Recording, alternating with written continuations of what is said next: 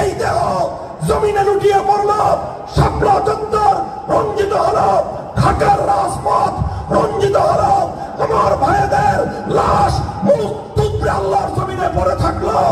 আর তাদের এই রক্ত ঝরানোর পর এক লেডি ফেরাউন জাতীয় সংসদে দাঁড়িয়ে শাহাদাতের রক্তের সঙ্গে নির্মম উপহাস করে বলল, শাপলা চত্বরে কেউ মারা যায় নাই, সব বুকে রং মেখে শুয়েছিল।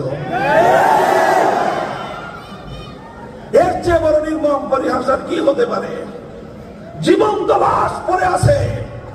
13 মে 2013 সাল বিকাল থেকে নিয়ে পরের দিন ফজর পর্যন্ত হেফাজতে ইসলামের মঞ্চের সামনে 4-4টি লাশ পড়েছিল।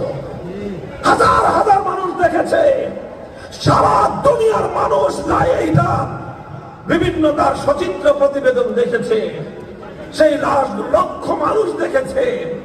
অথচ এর পরেও আমরা এমন এক শাসকের সময় অতিক্রম করে এসেছি, এইরকম জলজান্ত দিবালোকের মতো দিন দুপুরের সূর্যকে অস্বীকার করার মতো শাপলা চত্বরে হত্যাকাণ্ডকে সে অস্বীকার করেছিল।